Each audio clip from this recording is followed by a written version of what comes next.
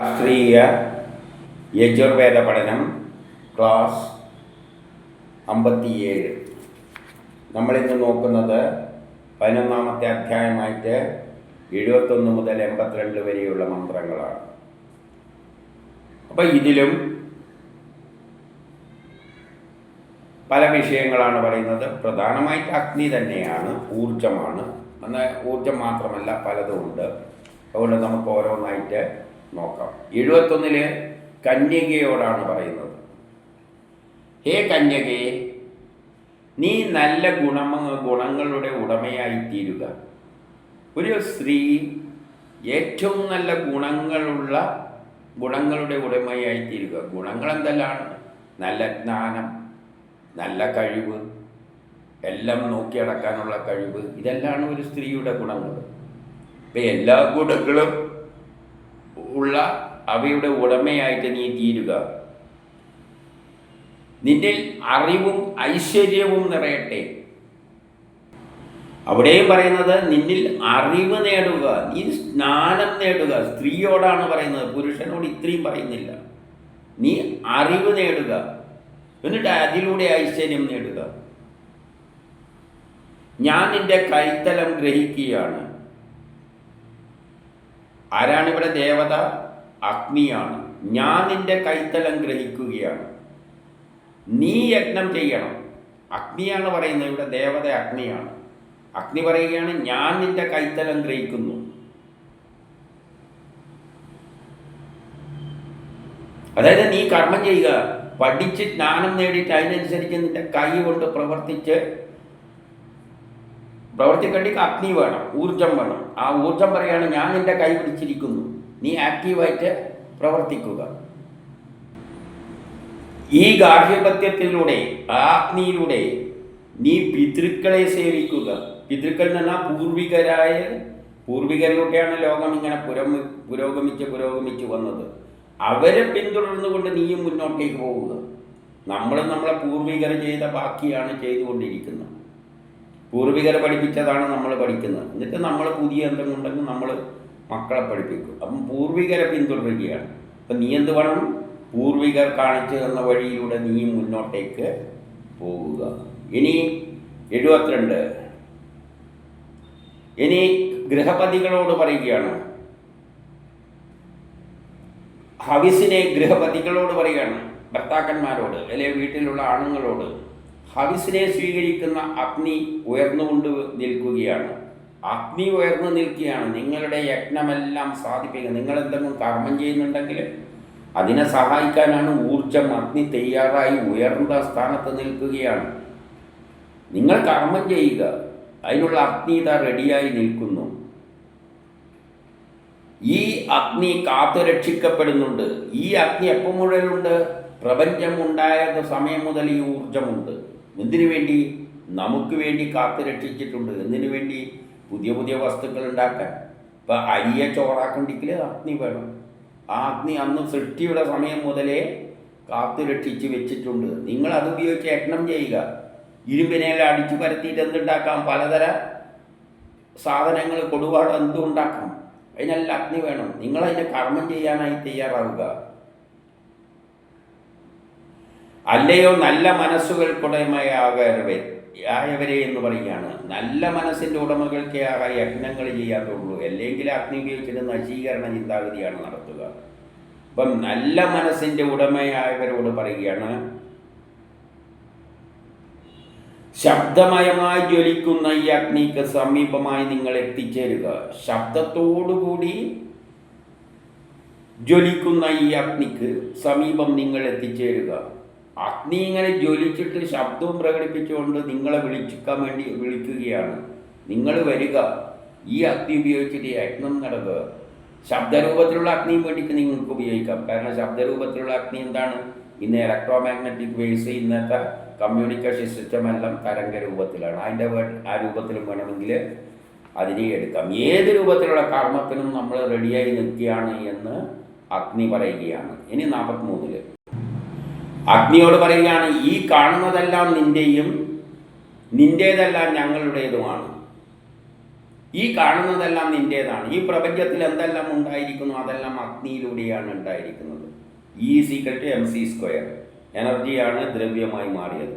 ഈ പ്രപഞ്ചം ഉണ്ടാകുന്നതെല്ലാം അഗ്നിയിലൂടെ ഉണ്ടായ വസ്തുക്കളാണ്. ഞങ്ങൾ ഈ കാണുന്നതെല്ലാം നിൻ്റേതാണ്. അഗ്നിയിൽ നിന്നാണ് ഈ പ്രപഞ്ചം തന്നെ ഉണ്ടായിരിക്കുന്നത്. നീ ഞങ്ങളുടേതുമാണ്.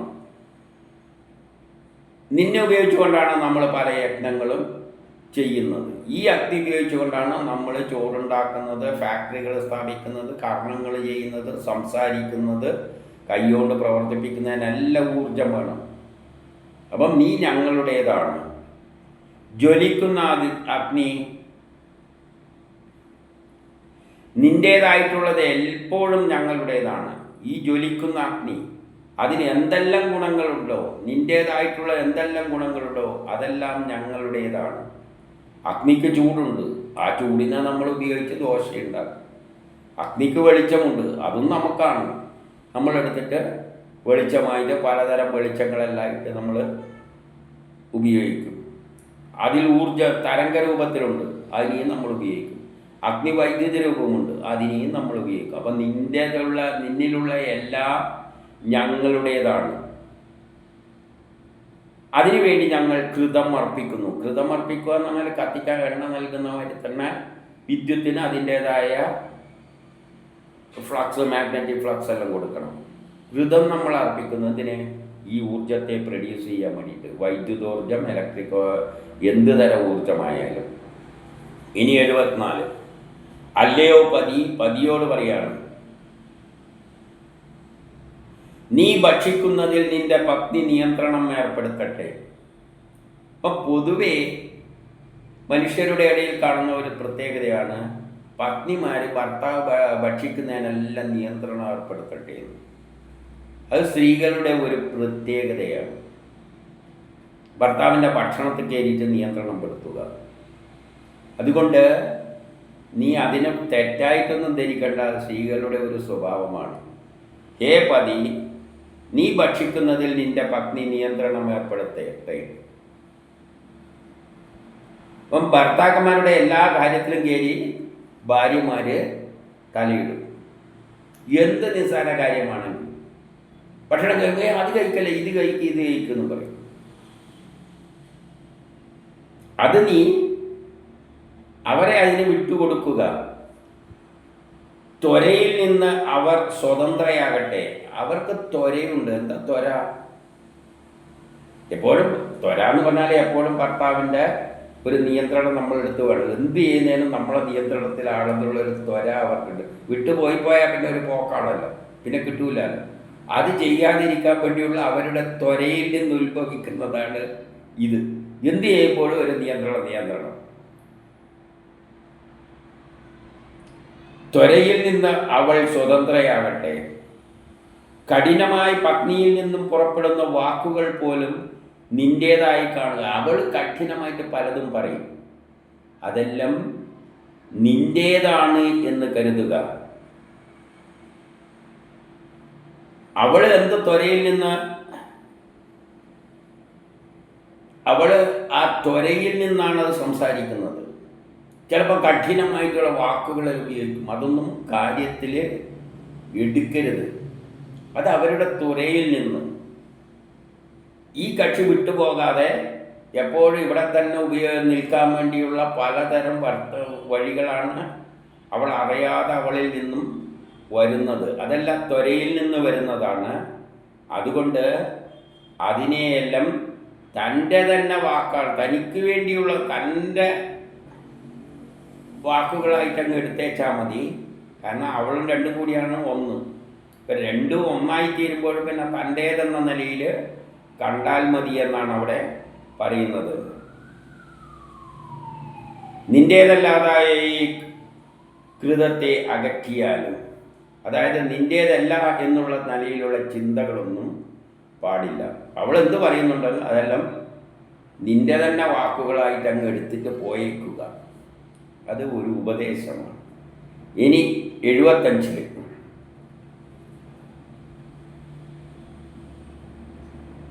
നീ രായസ്പോഷണമെന്ന ഐശ്വര്യം ഞങ്ങളിൽ വർഷിക്കുക.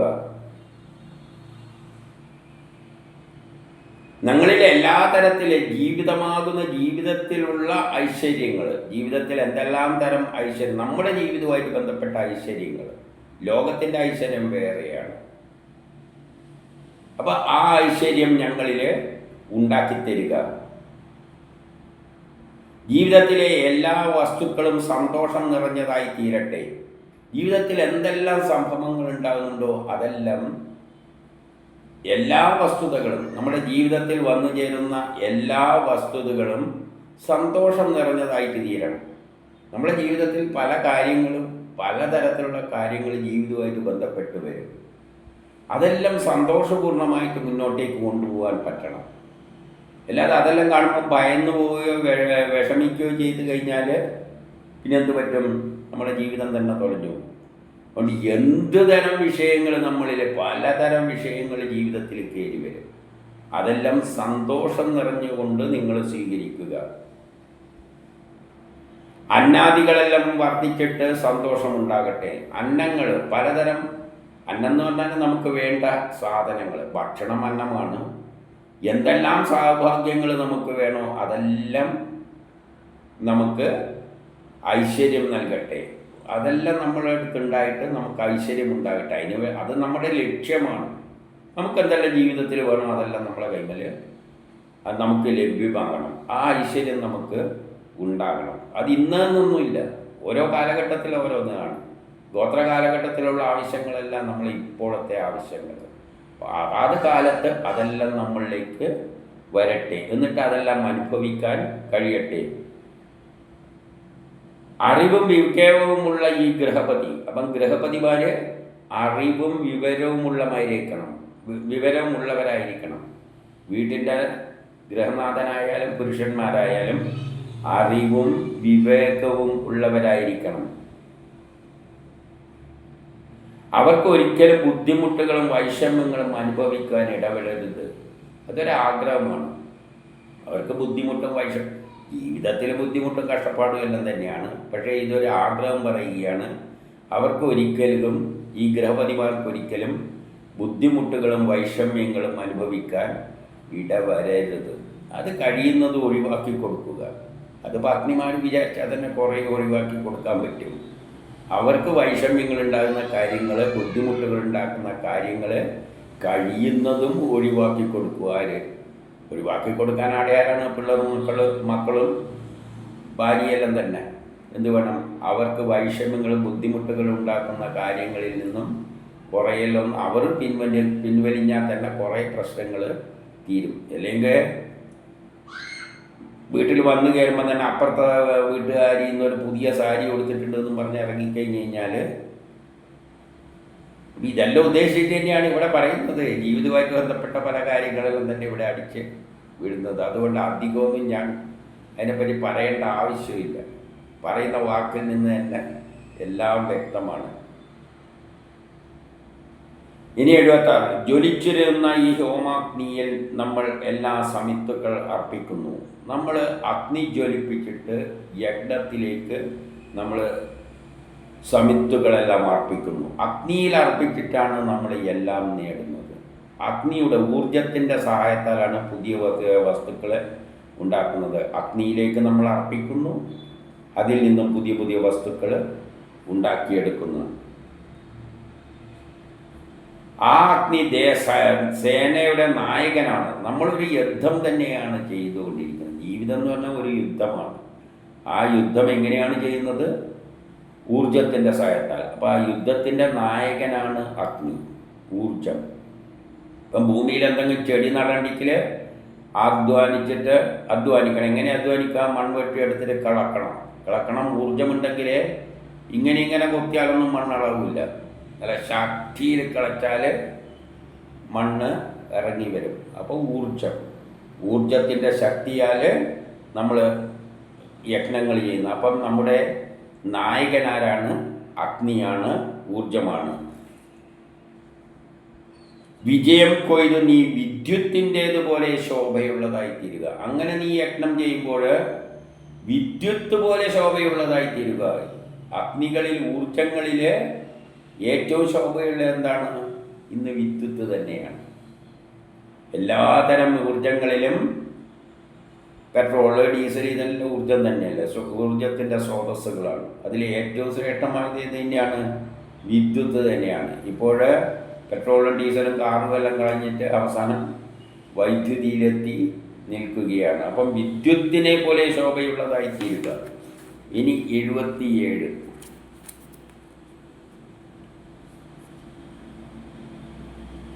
എല്ലാ ഭാഗങ്ങളിൽ നിന്നും ആരവം മുറക്കിക്കൊണ്ട് എല്ലാതരം ആയുധങ്ങളുമായി അഗ്നി വരട്ടെ. അഗ്നി എല്ലാതരം ആയുധങ്ങളുമായിട്ടാണ് വരുന്നത്. അഗ്നിയുടെ പക്കൽ എന്തെല്ലാം ആയുധമുണ്ട്? ചൂട് എന്ന ആയുധമുണ്ട്. നമുക്ക് ചോറുണ്ടാക്കേണ്ടിക്ക് ചൂട് എന്ന ആയുധമാണ് അഗ്നി ഉപയോഗിക്കുന്നത്. അഗ്നിയുടെ വെളിച്ചം എന്ന ആയുധമുണ്ട്. ഇരുട്ടുണ്ടാകുമ്പോൾ അതിനെ നേരിടാൻ വേണ്ടിയിട്ട് വെളിച്ചത്തെ ഉപയോഗിക്കുന്നു. അപ്പോൾ നമ്മൾ എന്തെങ്കിലും പ്രതിബന്ധങ്ങളെ തരണം ചെയ്യാൻ അഗ്നിയുടെ വിവിധ തരം ആയുധങ്ങളുമായിട്ടാണ് അഗ്നിയോട് വരാൻ വേണ്ടിയിട്ട്, കടന്നു വരാൻ വേണ്ടിയിട്ട് പറയുന്നു. ഞാനിതൊക്കെയും രാജാവിനായി സമർപ്പിക്കുന്നു.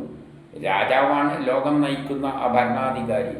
ആ ഭരണാധികാരിക്ക് വേണ്ടിയാണ് നമ്മൾ ഈ അഗ്നി ഉപയോഗിച്ചുകൊണ്ട് എല്ലാ യജ്ഞങ്ങളും ചെയ്യുന്നത്. അതായത് രാഷ്ട്രത്തിന് വേണ്ടിയാണ് നമ്മൾ യജ്ഞങ്ങൾ ചെയ്യുന്നത്. മോഷ്ടാക്കളുടെ ദൃഷ്ടിയിൽ നിന്നെ പെടരുത്. ഈ അഗ്നി, അതായത് അഗ്നി എന്ന ഊർജം ദുരുപയോഗത്തിന് ഉപയോഗിക്കരുത്. മോഷ്ടാക്കൾ ഉപയോഗിക്കരുത്. ഉദാഹരണമായിട്ട് വെൽഡിംഗ് റോഡുണ്ട്, അത് നമുക്ക് ഉപയോഗമുള്ളതാണ്. എന്തിന്? ഈ ഡോറെല്ലാം ഗേറ്റെല്ലാം ഉണ്ടാക്കാൻ വേണ്ടിയിട്ട് വെൽഡ് ചെയ്ത് പിടിപ്പിക്കാൻ, അത് നല്ലത് തന്നെയാണ്. അഗ്നി വെൽഡിംഗ് റോഡിൽ ഉപയോഗിക്കുന്നത്, വെൽഡിംഗ് മെഷീനിൽ. എന്നാൽ ഇതേ ഉപകരണം ഉപയോഗിച്ചുകൊണ്ട് കള്ളന്മാർ ബാങ്കിൻ്റെ ലോക്കറുകളും പൊട്ടിക്കും. അതുകൊണ്ടാണ് ഇവിടെ പറഞ്ഞത്, മോഷ്ടാക്കളുടെ ശ്രദ്ധയിൽ നീ പെടരുത്. ഈ ഊർജത്തെ മോഷ്ടാക്കളും ഉപയോഗിക്കും. ഇനി 78. ഹേ രാജൻ, ഈ മോഷ്ടാക്കളെ അമർ ചെയ്യട്ടെ. ഇനി രാജാവോട് പറയുകയാണ്, രാജാവേ, നാട്ടിലുള്ള എല്ലാ മോഷ്ടാക്കളെയും നീ ഒഴിവാക്കുക, അമർച്ച ചെയ്യുക. നിന്റെ കയ്യിലുള്ള കൂർത്ത നഖങ്ങളാൽ ആഴത്തിലുള്ള മുറിവുകൾക്കോടുകൂടി അവർ ഇല്ലാതാകട്ടെ. അതായത് നീ അവരെ മാന്തിപ്പറിക്കണം എന്ന് പറയുകയാണ്. എന്നിട്ട് അവരെ ഇല്ലാതാക്കണം. നമ്മളെപ്പോഴും ആദ്യം ചെയ്യുന്ന എന്താണ്? ശത്രു വരുമ്പം നഖത്തോണ്ട് മാന്തിപ്പറിക്കുക. അതുകൊണ്ട് രാജാവ് അവിടെ ഇരുന്നൊരു കള്ളന്മാരെ പിടിച്ച് മാന്തിപ്പറിക്കാം എന്നുള്ള നിലയിലൊന്നും വ്യാഖ്യാനിച്ചേക്കരുത്. അതായത് നമ്മൾ ദേഷ്യം വരുമ്പോൾ എന്താണ്? മാന്തിപ്പറിക്കുക. ഒരു ആയുധമില്ലെങ്കിൽ കയ്യുണ്ട്. അതുപോലെ രാജാവും എന്തെല്ലാം ആയുധങ്ങളുണ്ടോ ആയുധമെല്ലാം ഊർജമാണ്. ഊർജത്തിൻ്റെ സഹായത്താലാണ്, അഗ്നിയുടെ സഹായത്താലാണ്. അതുപയോഗിച്ചിട്ട് ശത്രുക്കളെ നീ ഇല്ലാതാക്കട്ടെ, അവർ നിന്നിലൂടെ നശിക്കട്ടെ. അപ്പം ശാസ്ത്രത്തെ ദുരുപയോഗം ചെയ്യുന്നവരെയെല്ലാം രാജാക്കന്മാർ നിയന്ത്രിക്കണം. ഇതാണ് ഈ പറഞ്ഞതിൻ്റെ അർത്ഥം. ശാസ്ത്രജ്ഞാനം അതിന് ഉപയോഗിക്കുന്നത് ഊർജത്തിലൂടെയാണ്. ഇതെല്ലാം ലോകനന്മക്കായിട്ടായിരിക്കണം, അല്ലാതെ ശത്രുക്കൾക്ക്, അല്ലെ അക്രമികൾക്ക്, മോഷ്ടാക്കൾക്ക് സഹായകരമായി തീരരുത്. അത് നോക്കേണ്ട ഉത്തരവാദിത്തം രാജാവിനാണ്. ഇനി 79 പറയുന്നു, അക്രമികളായ മോഷ്ടാക്കൾ മനുഷ്യർക്കിടയിലാണ് വസിക്കുന്നത്. ഈ മോഷ്ടാക്കളെല്ലാം മനുഷ്യരുടെ ഇടയിലാണ് ഉള്ളത്. പറഞ്ഞു കൊടുക്കുകയാണ്, എവിടെയാ മോഷ്ടാക്കൾ? ആ മനുഷ്യരുടെ ഇടയിൽ തന്നെയാണ് ഉള്ളത്. അല്ലാതെ മോഷ്ടാക്കൾ പ്രത്യേക ഒരു വീട്ടിൻ്റെ മുകളിൽ മോഷ്ടാക്കൾ, ഇന്ന ആളുടെ നേതൃത്വത്തിലുള്ള മോഷ്ടാക്കൾ എന്നും പറഞ്ഞ് ഓരോ വീട്ടിലല്ല താമസിക്കുക. മനുഷ്യരുടെ ഇടയിലാണ് മോഷ്ടാക്കൾ ഉണ്ടാകുന്നത്.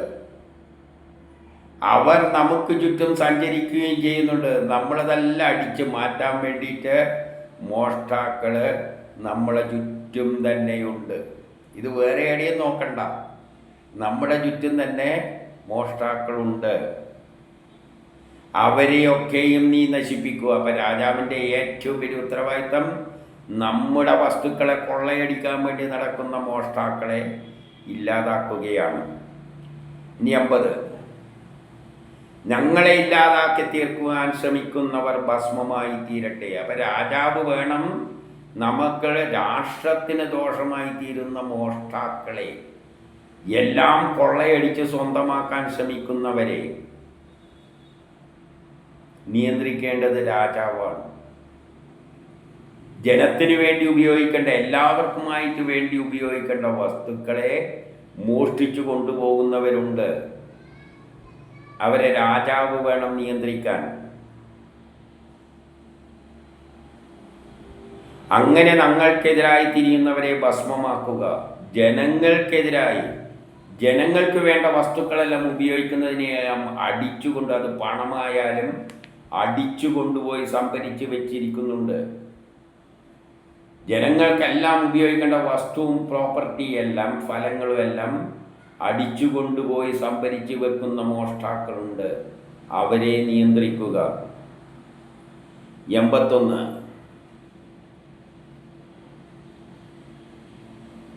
ഐശ്വര്യമുള്ള ബ്രഹ്മജ്ഞാനം വീര്യബലത്തെ നൽകുന്നു.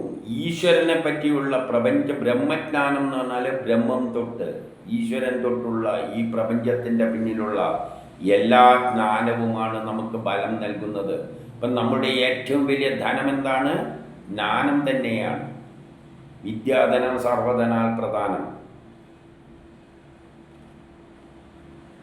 നീ അതിലൂടെ നേടുന്ന ജയവും നായകത്വവും പ്രസിദ്ധപ്പെടുന്നു. രാജാവായാലും ജനങ്ങളായാലും ഈ ജ്ഞാനത്തിലൂടെ നേടിയ വിജയം, ഈ സയൻസിൻ്റെ ജ്ഞാനത്തിൻ്റെ അടിസ്ഥാനത്തിലാണ് വിജയം നേടുന്നത്. അതിലൂടെയാണ് നീൻ്റെ നായകത്വം പ്രശംസനീയമായിത്തീരുന്നത്. ഒരു രാജാവ് ഭരിക്കുമ്പോൾ ടെക്നോളജി ഉപയോഗിച്ചുകൊണ്ട് സയൻസിൻ്റെ അടിസ്ഥാനത്തിൽ പുരോഗമിക്കണം. അപ്പോഴാണ് അദ്ദേഹം പ്രസിദ്ധനായിത്തീരുന്നത്, രാജ്യം പ്രസിദ്ധിയിലേക്ക് എത്തിച്ചേരുന്നത്. ഇതൊക്കെയും നൽകുന്നത് ആരോ? അവരെ പുരോഹിതന്മാരാക്കുക. അപ്പോൾ രാജാവിനെ ഉപദേശിക്കാൻ വേണ്ടിയിട്ട് നല്ല ജ്ഞാനമുള്ള സയൻസിൻ്റെ എല്ലാം അടിസ്ഥാനത്തിൽ ജ്ഞാനമുള്ള ആൾക്കാരെ അവിടെ സ്ഥലത്ത് പുരോഹിതനായി നിയമിക്കണം. രാജാവിന് ഈ ജ്ഞാനമൊന്നും അങ്ങനെ നേടാൻ പറ്റില്ലല്ലോ. രാജാവിൻ്റെതായ കുറച്ച് ജ്ഞാനമേ ഉണ്ടാവും. ബാക്കിയുള്ള ജ്ഞാനമെല്ലാം നേടാൻ വേണ്ടിയിട്ട് എല്ലാ ജ്ഞാനവും തികഞ്ഞ ആൾക്കാരെ അടുത്ത് വെക്കണം പുരോഹിതരായിട്ട്. ഇനി 82. വേദത്തിൽ കുടികൊണ്ടിരിക്കുന്ന ജ്ഞാനത്തെയും ശക്തിയെയും തിരിച്ചറിയുക. വേദത്തിൽ എല്ലാ ജ്ഞാനവുമുണ്ട്. ആ ജ്ഞാനത്തെയും ശക്തിയെയും തിരിച്ചറിയുക. അപ്പം വേദത്തിലുള്ള ജ്ഞാനത്തെ തിരിച്ചറിയണം. ആധുനിക സയൻസ് കണ്ടെത്തിയതും എല്ലാം വേദത്തിലുണ്ട്. ആധുനിക സയൻസ് ഇനി കണ്ടെത്താൻ കിടക്കുന്നതും വേദത്തിലുണ്ട്. പക്ഷേ അതെല്ലാം നിങ്ങൾ തിരിച്ചറിയുക. പക്ഷേ ഇതുവരെ വേദവാദികളായ നമ്മൾക്ക് ഒന്നും തന്നെ മനസ്സിലായിട്ടില്ല വേദത്തിൽ നിന്ന്. ആ വേദത്തിലൂടെ എല്ലാം മനസ്സിലാക്കിയിരുന്നെങ്കിൽ ഇവിടെ നോബൽ സമ്മാനമൊന്നും കൊടുക്കേണ്ട ആവശ്യമില്ലായിരുന്നു. സത്വരജോ തമോ ഗുണങ്ങളാണ് ന്യൂട്ടൻ്റെ first law, second law, third law. ആ സത്വരജോ തമോ ഗുണം എന്താണെന്ന് ശാസ്ത്രീയമായി ലോകത്തോട് പറഞ്ഞിരുന്നുവെങ്കിൽ ന്യൂട്ടൻ്റെ first law, second law, third law എന്ന് പറയില്ലായിരുന്നു. വേദവ്യാസൻ്റെ first law, second law, third law എന്ന്, അല്ലെങ്കിൽ വേദങ്ങളുടെ first law, second law, third law എന്ന് പറയുമായിരുന്നു. നമുക്കിതൊന്നുമില്ല, വേദത്തിന് അർത്ഥമൊന്നുമില്ല ഇങ്ങനെ ചൊല്ലാൻ വേണ്ടിയിട്ട്. അപ്പോൾ വേദത്തിൽ കുടികൊള്ളുന്ന ജ്ഞാനത്തെയും ശക്തിയെയും തിരിച്ചറിയുക. ഇപ്പോഴും നമ്മൾ പറഞ്ഞിട്ടുണ്ട് പ്രപഞ്ചഘടന എന്താണെന്ന്. ലോകത്തിന് ഇതുപോലും മനസ്സിലായിട്ടില്ല, ഇതുവരെ മനസ്സിലായിട്ടില്ല. നമ്മൾ പറഞ്ഞു കൊടുക്കുന്നത് കേൾക്കാനും അധികം പേർക്കൊന്നും താല്പര്യമില്ല. ഇനി വല്ല സായിപ്പ് ഇത് പറയുമ്പോഴാണ് പറയുക, നമ്മളെ വേദത്തിൽ പണ്ടുണ്ട് പറഞ്ഞിട്ടുണ്ട്, ഇത് പറഞ്ഞിട്ടുണ്ട്. അത് സായിപ്പ് അടിച്ചു കൊണ്ടുപോയിട്ട് പറയുന്നതാണ്. ഇതെല്ലാം നമ്മളെ വീക്ക്നെസ്. സായിപ്പ് നാളെ വേദം എന്ന് പറഞ്ഞാൽ 7 49 മരുത്തുകൾ. അതിന് വേറെ മാരൂട്ട്സ് എന്നുള്ള പേരങ്ങ് അടിച്ചിരിക്കും. മാരൂട്ട്സ് കൊണ്ടാണ് എന്നടിക്കുമ്പോൾ ഇവിടെയുള്ളവരെ ഇതെല്ലാം നമ്മളെ വേദത്തിലുള്ളതാണ്, ഇവന്മാർ അടിച്ചു കൊണ്ടുപോയതാണെന്ന് പറയും. ഇവിടെയുള്ളവർ വല്ലതും പറയുകയാണെങ്കിൽ പറയും അവന് തലക്ക് ഭ്രാന്താണ്, അവനെന്തെല്ലോ വായിക്കുമെന്ന്. അങ്ങനെയൊന്നുമല്ല, വേദവരികൾക്കൊന്നും ഒരർത്ഥവും ഇല്ല, ഇതെല്ലാം എന്തോ പറയുന്നതാണെന്നും പറയും. ഇതാണ് അവസ്ഥ.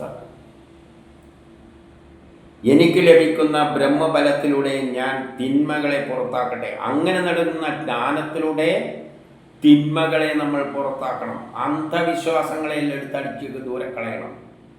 ഈ ബ്രഹ്മജ്ഞാനം നേടുമ്പോൾ, വേദത്തിലൂടെ ജ്ഞാനം നേടുമ്പോൾ ഇവിടെയുള്ള പല അന്ധവിശ്വാസങ്ങളെയും എടുത്ത് ദൂരെ കളയാൻ പറ്റും. തിന്മകളെയും എടുത്ത് ദൂരെ കളയാൻ പറ്റും.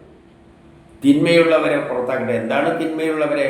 സ്ത്രീകൾ വേദം പഠിച്ചുകൂടാ, സ്ത്രീകൾ വീട്ടിൽ ഒതുങ്ങി കഴിഞ്ഞോളണം എന്നെല്ലാം പഠിപ്പിച്ച് വെച്ചിരിക്കുകയാണ്.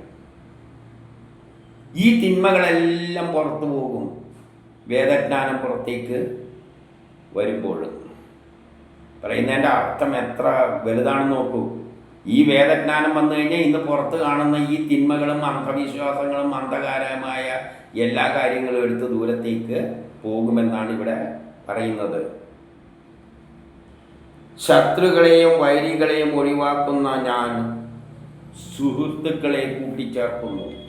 നല്ല സുഹൃത്തുക്കളെ കൂട്ടിച്ചേർത്തുകൊണ്ട് ഈ ശത്രുതയെ എതിരായിട്ട് നമ്മൾ പ്രവർത്തിക്കേണ്ടിയിരിക്കുന്നു.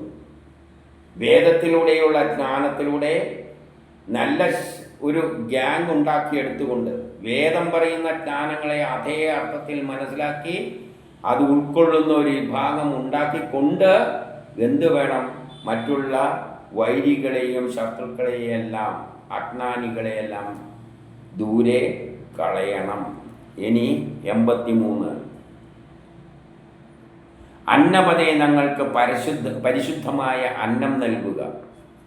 പരിശുദ്ധമായ എന്ന് പറഞ്ഞാൽ ശുദ്ധമായ അന്നം. അന്നം എന്ന് പറഞ്ഞാൽ ഭക്ഷണമാകാം, എന്തു ശുദ്ധമായിട്ടുള്ളത്, അല്ലാതെ കലർപ്പുള്ളതല്ല. ഇപ്പം പ്രോട്ടീൻ പൗഡർ എന്നെല്ലാം പറഞ്ഞിട്ട് ചിലവരുണ്ടാക്കുന്നത് പെട്ടെന്ന് തിന്നാൻ ഇങ്ങനെ തട്ടി വെക്കുന്നു. എന്തെല്ലോ അതിൻ്റെ അകത്ത് ചേർത്ത് വെച്ചിട്ടുണ്ടാവും ചിലപ്പോൾ. സ്റ്റീരിയോയിഡുകളെല്ലാം പെട്ടെന്ന് കയറി വീഴും. ഇതല്ല ഉദ്ദേശിക്കുന്നത്. ഞങ്ങൾക്ക് പരിശുദ്ധമായ അന്നം നൽകുകയാണ്. ശുദ്ധമായ വസ്തുക്കൾ നമുക്കുണ്ട്. ഇന്ന് കിട്ടുന്ന സാധനത്തിൽ എന്താണ് ശുദ്ധമുള്ളത്? സയൻസിൻ്റെ സഹായത്താൽ അരി പോലെയുള്ള കല്ലും ചുവന്ന മുളക്, നല്ല മുളക് പൊടി തോന്നുന്നതായിട്ടുള്ള നിറങ്ങളും എല്ലാം. ആപ്പിളെല്ലാം കണ്ടു കഴിഞ്ഞാൽ നല്ല പഴുത്ത എന്തൊരു പക്ഷേ സംഗതി എന്തായിരിക്കും? വീട്ടിൽ കൊണ്ടുപോകുമ്പോൾ എല്ലാം ഇങ്ങനെ പതുങ്ങി 2 ദിവസം കഴിയുമ്പോഴേക്ക് പഴമരിയായി തീരും. ഇതെല്ലാം സയൻസിൻ്റെ ഉപയോഗമാണ്. അപ്പം നമുക്ക് പരിശുദ്ധമായ അന്നം നൽകുക. അതിലൂടെ നമുക്ക് ഊർജവും വീര്യവും നൽകട്ടെ. നമുക്ക് ഇന്നത്തെ ഭക്ഷണം കഴിച്ചാൽ ഊർജവും വീര്യമാണോ കിട്ടുന്നത്? എപ്പോഴും ഡോക്ടറെ അടുത്ത് പോകാനുള്ള, മരുന്ന് കഴിക്കാനുള്ള ഇതാണ് കിട്ടുന്നത്. അതൊന്നുമല്ല വേണ്ടത്. പരിശുദ്ധമായ അന്നം കിട്ടണം. അതിലൂടെ നമുക്ക് ഊർജവും വീര്യവും കിട്ടണം. അതിലൂടെ നമ്മുടെ ശരീരവും മനസ്സും പവിത്രീകരിക്കട്ടെ. അങ്ങനത്തെ ഭക്ഷണമെല്ലാം കഴിക്കുമ്പോഴാണ് ശരീരവും മനസ്സും എല്ലാം പവിത്രീകരിക്കുക. അപ്പം നല്ല ഭക്ഷണം കഴിക്കണം. അല്ലാതെ നമുക്കറിയാലോ, ഇപ്പോഴത്തെ ചില പഴങ്ങളെല്ലാം കണ്ടു കഴിഞ്ഞാൽ ഒരു കീടവും തൊടില്ല. എന്തുകൊണ്ടാണ് കീടം തൊടാതെ? കീടത്തിന് പോലും അറിയാം ഇത് കഴിച്ചു കഴിഞ്ഞാൽ അതിൻ്റെ കാര്യം പോക്കാണെന്ന്. നമ്മൾ ശ്രദ്ധിച്ചിട്ടുണ്ടോ? ഏറ്റവും വില കൂടിയ സാധനങ്ങളിലാണ് അതായത് ഗുണമുള്ള സാധനങ്ങളിലാണ് ഈ കീടങ്ങൾ വേഗം വന്നിട്ട് അറ്റാക്ക് ചെയ്യുക. ഏറ്റവും നല്ലതിൽ അതിലാണ് കീടം അറ്റാക്ക് ചെയ്യുക. എന്തുകൊണ്ടാണ്? നമുക്ക് ആ ശരീരത്തിന് ആരോഗ്യമുള്ള സാധനം കീടങ്ങൾക്ക് അറിയാം അതിനും പറ്റിയതാണെന്ന്. അപ്പോൾ അതിനെ തിന്നു. പക്ഷെ ഇങ്ങനെ നല്ല ഭംഗിയിൽ കിടക്കുന്ന സാധനങ്ങൾ കീടം തൊടുന്നില്ല. എന്തുകൊണ്ട്? അതിന് പെട്ടെന്നറിയാം ഇതിൻ്റെ അകത്ത് കൂടെ തൊട്ട് കഴിഞ്ഞാൽ നമ്മളെ കാറ്റ് പോക്കാണെന്ന്. അതുകൊണ്ട് അത് തൊടാതെ മാറിപ്പോവുകയാണ്. നമ്മൾ വിചാരിക്കുക എന്ത് നല്ല ഒരു കീടം പോലും തൊടാതെ നല്ല പഴങ്ങൾ. എന്തുകൊണ്ടാണ് തൊടാതെ ആയിരിക്കാം? അതിനറിയാം ഇത് ജനിതകമായിട്ട് നമ്മളെ ശരീരത്തിന് പറ്റിയല്ല.